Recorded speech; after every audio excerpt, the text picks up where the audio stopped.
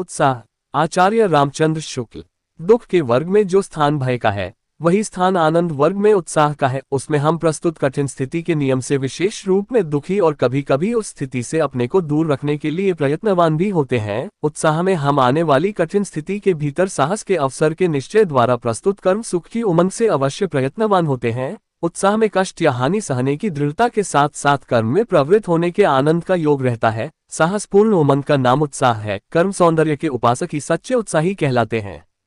जिन कर्मों में किसी प्रकार का कष्ट या हानि सहने का साहस अपेक्षित होता है उन सब के प्रति उत्कंठापूर्ण आनंद उत्साह के अंतर्गत लिया जाता है। कष्ट या हानि के भेद के अनुसार उत्साह के भी भेद को जाते हैं। साहित्य मीमांसकों ने इस दृष्टि से युद्धवीर, दानवीर, दयावीर इत्यादि भेद किए हैं। इनमें सबसे प्राचीन और प्रधान युद्धवीरता है, जिसमें आघात, पीड़ा क्या मृत्यु तक की परवाह नहीं रहती। इस प्रकार की वीरता का प्रयोजन अत्यंत प्राचीन काल से पड़ता चला आ रहा है, जिसमें साहस और प्रयत्न दोनों चरम उत्कर्ष पर पहुंचते हैं। पर केवल कष्ट या पीड़ा सहन करने के साहस में ही उत्साह का स्वरूप स्फुरित नहीं होता, उसके साथ आनंदपूर्ण प्रयत्न या उसकी उत्कंठा का योग चाहिए। बिना बेहोश हुए भारी फोड़ा चिराने को तैयार होना साहस कहा जाएगा, पर उत्साह नहीं। इसी प्रकार चुपचाप बिना हाथ पैर हिलाए घोर प्रहार सहने के लिए तैयार रहना साहस और कठिन से कठिन प्रहार सहकर भी जगह से हटना वीरता कही जाएगी। ऐसे साहस और धीरता को उत्साह के अंतर्गत तभी ले सकते हैं जबकि साहसी या धीर उस काम को आनंद के साथ करता चला जा आएगा जिसके कारण उसे इतने प्रहार सहने पड़ते हैं। सारांश यह है कि आनंदपूर्ण प्रयत्न या उसकी उत्कंठा में ही उत्साह का दर्शन होता है, केवल कष्ट सहने के निश्चेष्ट साहस में नहीं। धृति और साहस दोनों का उत्साह के बीच संचरण होता है। दानवीर में अर्थ त्याग का साहस अर्थात उसके कारण होने वाले कष्ट कठिनता को सहने की क्षमता अंतर्हित रहती है। दानवीरता तभी कही जाएगी जब दान के कारण दानी को अपने जीवन निर्वाह में किसी प्रकार का कष्ट या कठिनता दिखाई देगी। इसी कष्ट या कठिनता की मात्रा या संभावना जितनी ही अधिक होगी, दानवीरता उतनी ही ऊंची समझी जाएगी। पर इस अर्थ त्याग के साहस के साथ ही जब तक पूर्ण तत्परता और आनंद के चिन्ह न दिखाई पड़ेंगे तब तक उत्साह का स्वरूप न खड़ा होगा। युद्ध के अतिरिक्त संसार में और भी ऐसे विकट काम होते हैं जिनमें घोर शारीरिक कष्ट सहना पड़ता है और प्राण खाने तक की संभावना रहती है। अनुसंधान के लिए तुषार मंडित हिमाच्छादित बर्फ से ढका अभ्रभेदी आकाश को छूने वाले अगम्य पर्वतों की चढ़ाई, ध्रुव देश या सहारा के रेगिस्तान का सफर, क्रूर बर्बर जातियों के बीच अज्ञात घोर जंगलों में प्रवेश इत्यादि भी पूरी वीरता और पराक्रम के कर्म है। इनमें जिस आनंदपूर्ण तत्परता के साथ लोग प्रवृत्त होते हैं वह भी उत्साह ही है। मनुष्य शारीरिक कष्ट से ही पीछे हटने वाला प्राणी नहीं है। मानसिक क्लेश की संभावना से भी बहुत से कर्मों की ओर प्रवृत्त होने का साहस उसे नहीं होता। जिन बातों से समाज के बीच उपहास, निंदा, अपमान इत्यादि का भय रहता है उन्हें अच्छी और कल्याणकारी समझते हुए भी बहुत से लोग उनसे दूर रहते हैं। प्रत्यक्ष हानि देखते हुए भी कुछ प्रथाओं का अनुसरण बड़े बड़े समझदार तक इसलिए करते चलते हैं कि उनके त्याग से भी बुरे कैसे जाएंगे, लोगों ने उनका वैसा आदर सम्मान में रह जाएगा। उसके लिए मान ग्लानि का कष्ट सब शारीरिक क्रियाओं से बढ़कर होता है। जो लोग मान अपमान का कुछ भी ध्यान न करके, निंदा स्तुति की कुछ भी परवाह न करके किसी प्रचलित प्रथा के विरुद्ध पूर्ण तत्परता और प्रसन्नता के साथ कार्य करते हैं, वे एक ओर तो उत्साही और वीर कहलाते हैं, दूसरी ओर भारी बेहया। किसी शुभ परिणाम पर दृष्टि रखकर निंदा स्तुति, मान अपमान आदि की कुछ परवाह न करके प्रचलित प्रथाओं का उल्लंघन करने वाले वीर या उत्साही कहलाते हैं। ये देखकर बहुत से लोग केवल इस विरुद्ध के लोभ में ही अपनी उछल कूद दिखाया करते हैं। वे केवल उत्साही या साहसी कहे जाने के लिए ही चली आती हुई प्रथाओं को तोड़ने की धूम मचाया करते हैं। शुभ या अशुभ परिणाम से उनको कोई मतलब नहीं, उनकी ओर उनका ध्यान लेश मात्र नहीं रहता। जिस पक्ष के बीच की सुख्याति का वे अधिक महत्व समझते हैं, उसकी वाहवाही से उत्पन्न आनंद की चाह में वे दूसरे पक्ष के बीच की निंदा या अपमान की कुछ परवाह नहीं करते। ऐसे ओछे लोगों के साहस या उत्साह की अपेक्षा उन लोगों के साहस भाव की दृष्टि से कहीं अधिक मूल्यवान है जो किसी प्राचीन प्रथा की, चाहे वास्तव में हानिकारिणी ही हो, उपयोगिता का सच्चा विश्वास रहते हुए प्रथा तोड़ने वालों की निंदा, उपहास, अपमान आदि सहा करते हैं।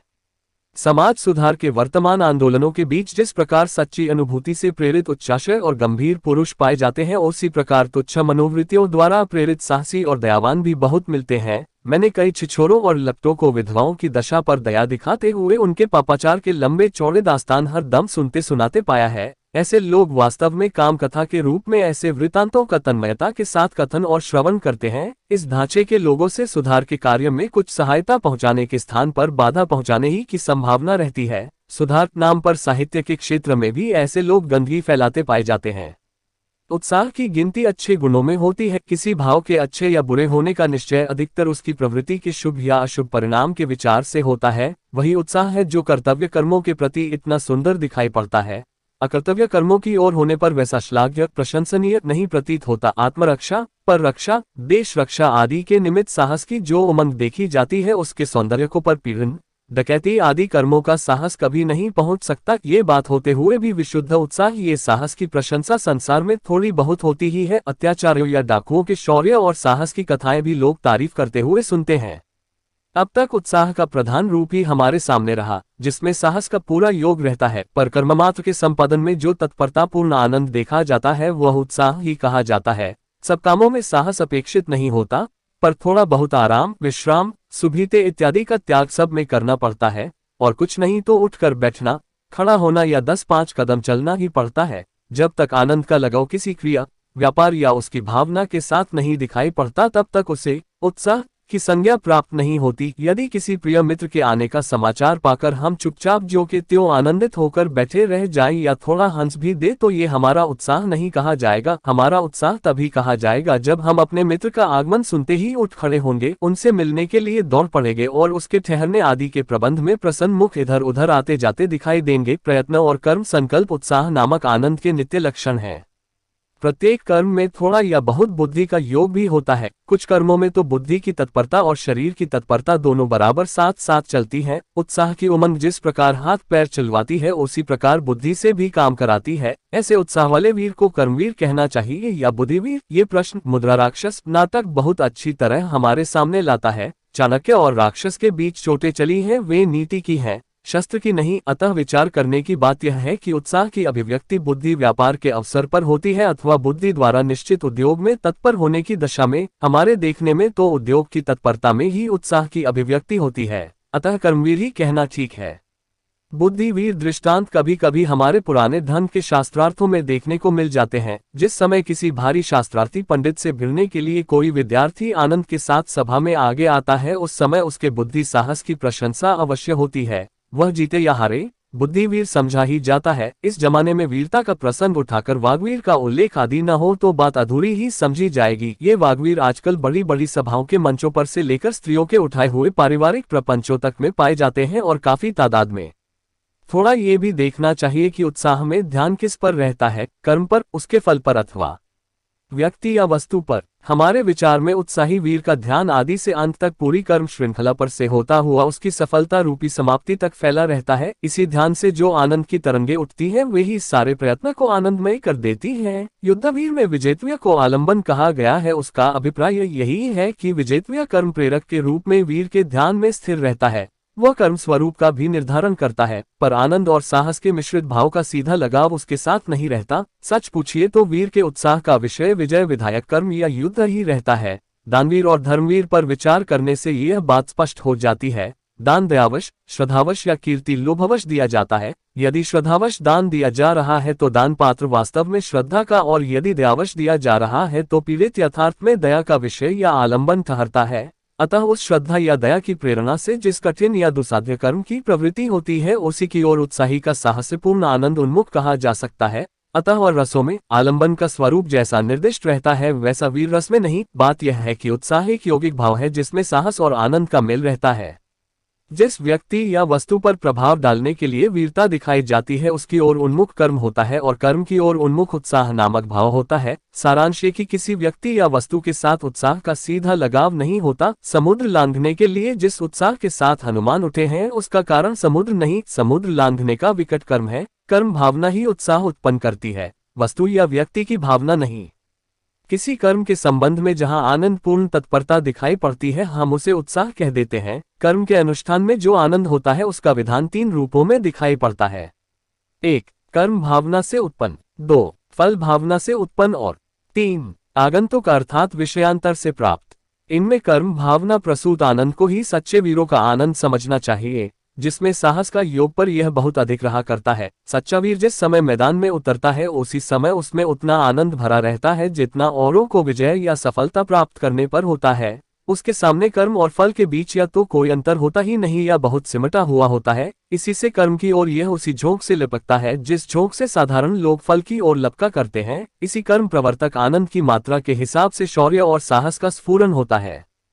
फल की भावना से उत्पन्न आनंद भी साधक कर्मों की ओर हर्ष और तत्परता के साथ प्रवृत्त करता है, पर फल का लोभ जहां प्रधान रहता है वहां कर्म विषयक आनंद उसी फल की भावना की तीव्रता और मंदता पर अवलंबित रहता है। उद्योग के प्रभाव के बीच जब फल की भावना मंद पड़ती है, उसकी आशा कुछ धुंधली पड़ जाती है, तब आनंद की उमंग गिर जाती है और उसी के साथ उद्योग में शिथिलता आ जाती है। पर कर्म भावना प्रधान बराबर एकरस रहता है। फलासक्त उत्साही असफल होने पर खिन्न और दुखी होता है, पर कर्मासक्त उत्साही केवल कर्मानुष्ठान के पूर्व की अवस्था में हो जाता है। अतः हम कह सकते हैं कि कर्म भावना प्रधान उत्साह ही सच्चा उत्साह है। फल भावना प्रधान उत्साह तो लोभ ही का एक प्रच्छन्न रूप है।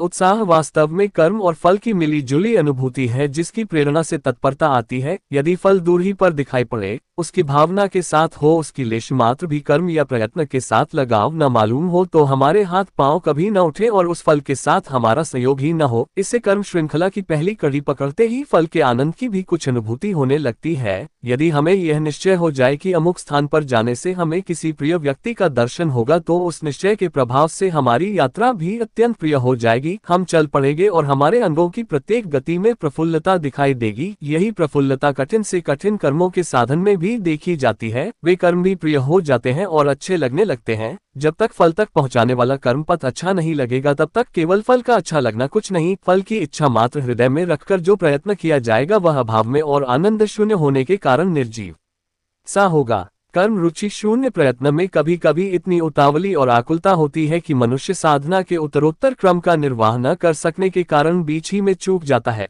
मान लीजिए कि एक ऊंचे पर्वत के शिखर पर विचरते हुए किसी व्यक्ति को नीचे बहुत दूर तक गई हुई सीढ़ियां दिखाई दी और यह मालूम हुआ कि नीचे उतरने पर सोने का ढेर मिलेगा। यदि उसमें इतनी सजीवता है कि उक्त सूचना के साथ ही वह उस स्वर्ण राशि के साथ एक प्रकार के मानसिक संयोग का अनुभव करने लगा तथा उसका चित्त प्रफुल्ल और अन्न सचेष्ट हो गए, उसे एक एक सीढ़ी स्वर्णमयी दिखाई देगी। एक एक क्षण उसे सुख से बीता हुआ जान पड़ेगा और वह प्रसन्नता के साथ स्वर्ण राशि तक पहुंचेगा। इस प्रकार उसके प्रयत्न काल को भी फल प्राप्ति काल के अंतर्गत ही समझना चाहिए। इसके विरुद्ध यदि उसका हृदय दुर्बल होगा और उसमें इच्छा मात्र ही उत्पन्न होकर रह जाएगी, तो अभाव के बोध के कारण उसके चित्त में यही होगा कि कैसे झट से नीचे पहुंच जाए। उसे एक एक सीढ़ी उतरना बुरा मालूम होगा और आश्चर्य नहीं कि वह या तो हार कर बैठ जाए या लुढ़क कर मुंह के बल गिर पड़े। फल की विशेषत आसक्ति से कर्म के लाघल की वासना उत्पन्न होती है। चित्त में यही आता है कि कर्म बहुत सरल करना पड़े और फल बहुत सा मिल जाए। श्री कृष्ण ने कर्म मार्ग से फल आसक्ति की प्रबलता हटाने का बहुत ही स्पष्ट उपदेश दिया, पर उनके समझाने पर भी भारतवासी इस वासना से ग्रस्त होकर कर्म से तो उदास हो बैठे और फल के इतने पीछे पड़े कि गर्मी में ब्राह्मण को एक पेठा देकर पुत्र की आशा करने लगे। 4 आने रोज का अनुष्ठान करा के व्यापार में लाभ, शत्रु पर विजय, रोग से मुक्ति, धन धान्य की वृद्धि तथा और भी न जाने क्या क्या चाहने लगे। आसक्ति प्रस्तुत या उपस्थित वस्तु में ही ठीक कही जा सकती है। कर्म सामने उपस्थित रहता है, इससे आसक्ति उसी में चाहिए, फल दूर रहता है, इससे उसकी ओर कर्म का लक्ष्य काफी है। जिस आनंद से कर्म की उत्तेजना होती है और जो आनंद कर्म करते समय तक बराबर चलता है, उसी का नाम उत्साह है।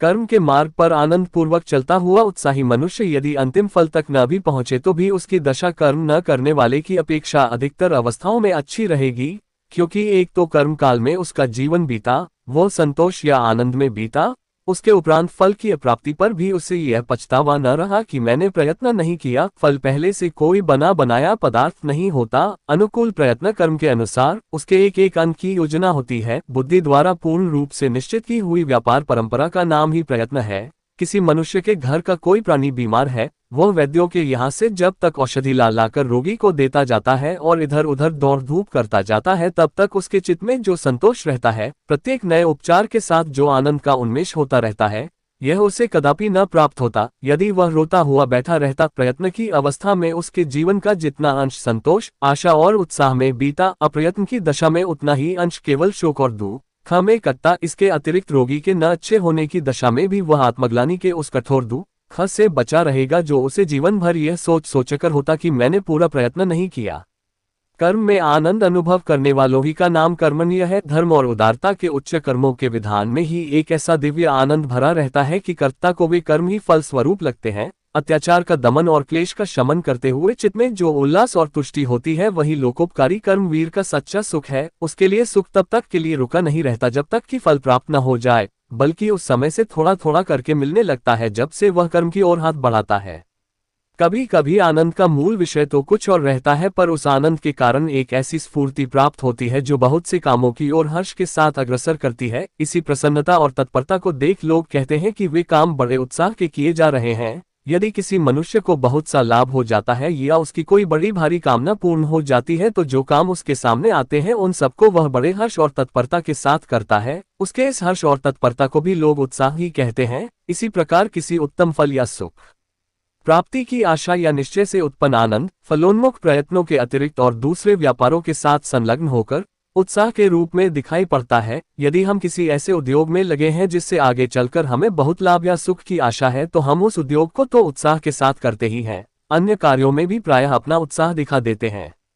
ये बात उत्साह में नहीं, अन्य मनोविकारों में भी बराबर पाई जाती है। यदि हम किसी बात पर क्रोध बैठे हैं और इसी बीच में कोई दूसरा आकर हमसे कोई बात सीधी तरह भी पूछता है तो भी हम उस पर झुंझला उठते हैं। इस झुंझलाहट का न तो कोई निर्दिष्ट कारण होता है न उद्देश्य, ये केवल क्रोध की स्थिति व्याघात को रोकने की क्रिया है, क्रोध की रक्षा का प्रयत्न है। इस झुंझलाहट द्वारा हम ये प्रकट करते हैं कि हम क्रोध में हैं और क्रोध ही में रहना चाहते हैं। क्रोध को बनाए रखने के लिए हम उन बातों से भी क्रोध ही संचित करते हैं जिनसे दूसरी अवस्था में हम विपरीत भाव प्राप्त करते। इसी प्रकार यदि हमारा चित्त किसी विषय में उत्साहित रहता है तो हम अन्य विषयों में भी अपना उत्साह दिखा देते हैं। यदि हमारा मन बड़ा हुआ रहता है तो हम बहुत से काम प्रसन्नता पूर्वक करने के लिए तैयार हो जाते हैं। इसी बात का विचार करके सलाम साधक लोग हाकिमों से मुलाकात करने के पहले अर्दलियों से उनका मिजाज पूछ लिया करते हैं। धन्यवाद।